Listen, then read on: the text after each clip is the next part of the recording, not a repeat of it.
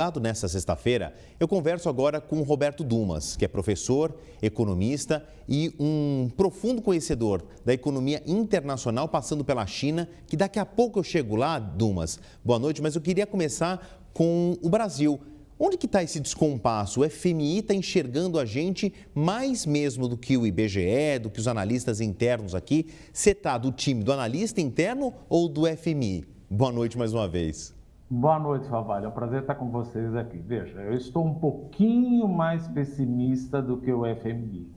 Veja, porque não é questão de torcer desse lado ou do outro lado. A economia brasileira cresceu e cresceu bastante. A expectativa é de que cresça mais do que 3, 3,5% aqui, saindo os números de 2024. O problema é o seguinte, não é que nós não queremos um crescimento, o problema é que o consumo está indo além da capacidade produtiva do país. E quando o consumo cresce além da capacidade de investimento, você acaba gerando inflação. Por exemplo, a inflação de 2024 fechou em 4,83%. Isso o IPCA. Mas se nós falarmos de alimentos e bebidas, subiu 7,69%. E isso, carne subiram com 21%, óleo de soja 29% e café 39%. A resposta do Banco Central foi o quê? Subir juro. O que significa subir juro? Tirar o barman da festa. Porque ele precisa subir juro para dar uma enfraquecida na economia, porque a capacidade produtiva, os investimentos, felizmente estão subindo, mas não tão fortemente como o consumo das famílias. E isso gera o que a gente chama choque de demanda. Você procura demais determinado produto e ele não tem na prateleira. Acaba faltando, se acaba faltando, sobe preço. E outra, a falta de retidão fiscal do governo, junto com a eleição de Trump, que tende a adotar uma política fiscal expansionista, fez com que a curva de juros futura dos Estados Unidos subisse. Isso, junto com a falta de retidão fiscal do Brasil, levou a uma depreciação da nossa moeda. E uma depreciação da nossa moeda é mais brasa para a nossa fogueira, ou seja, depreciação cambial acaba impactando o preço das bens commodities. Tem muita gente que fala, olha, mas o pobre não come dólar. Come sim. Carne é commodity, feijão é commodity, arroz é commodity, farelo de soja é commodity, milho, trigo, tudo isso é commodity. E bate no alimento. E tem um ponto importante, que muita gente fala o seguinte, olha, mas 4,83, sendo que a meta determinada pelo próprio governo, Conselho Monetário Nacional, que é o ministro da Fazenda, junto com o ministro do Planejamento e o Banco Central, ou seja, quem determinou a meta foi o governo, é de 3%. Nós batemos 4,83, teríamos um limite de ir até 4,5%.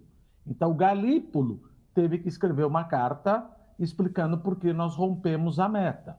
E a expectativa para 2025 também continua sendo desfavorável para a inflação. Por isso que o Banco Central subiu a taxa de juros em 2025, podendo bater não, né? Pelo menos é o que a gente chama no economês o forward guidance, batendo 14,25. Ora, taxa de juros mais alta, Favalli, significa que o consumo tende a recuar. Então, eu aposto num crescimento ainda favorável, lógico, do Brasil, mas eu acho que a aposta do FMI de 2,2 está um pouquinho otimista.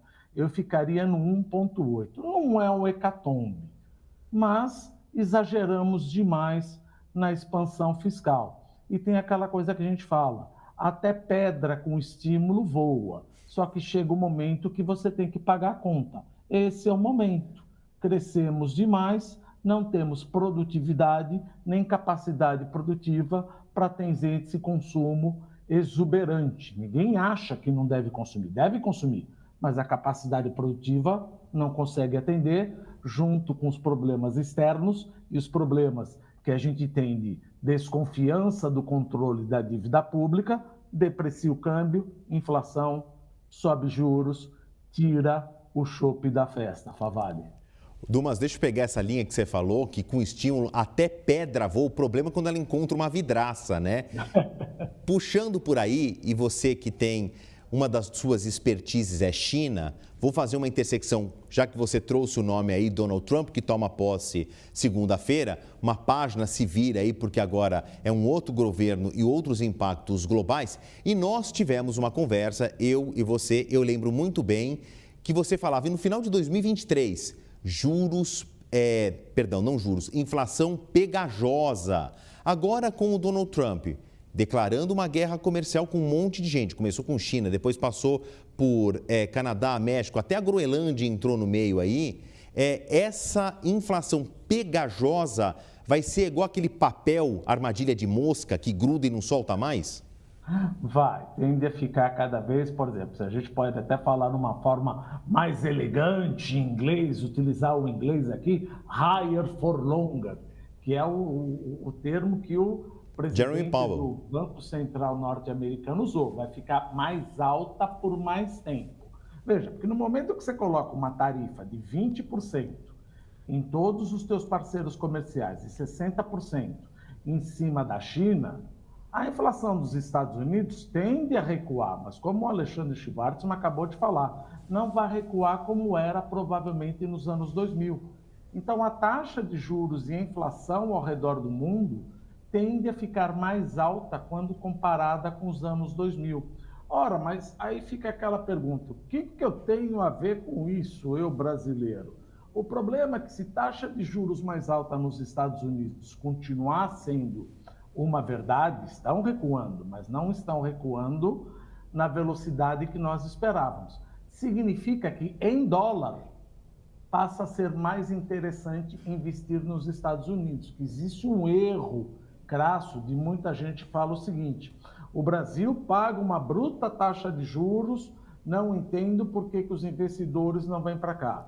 Veja, é a mesma coisa, o Brasil pagou uma bruta taxa de juros em 2024, mas o meu câmbio depreciou 27%.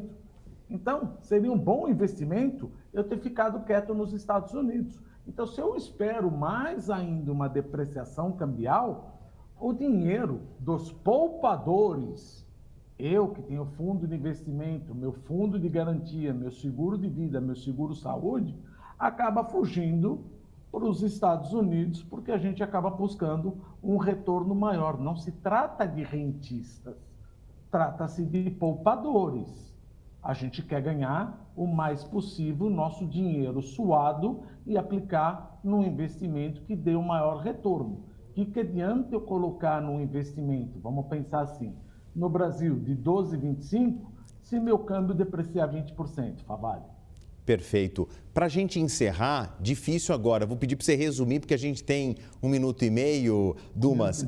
O Donald Trump me parece que já está um pouco mudando o discurso, ligou para o Xi Jinping, tiveram uma agradável conversa, segundo a equipe de transição do governo americano. Ele que vociferava tanto contra a China, você acha que ele está repensando aquelas ameaças?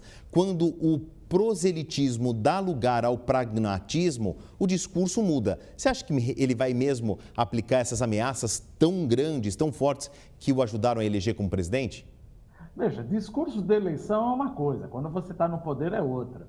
Mas uma coisa, eu posso estar completamente enganado. Eu acho que em nenhum momento Trump vai ser acusado de estelionato eleitoral. Ele vai buscar a China e vai colocar tarifas retaliatórias em cima da China, da ordem de 20% a 60%, que isso vai ter uma tréplica dos chineses colocando tarifa também e trazendo uma guerra comercial no mundo inteiro, Favalli.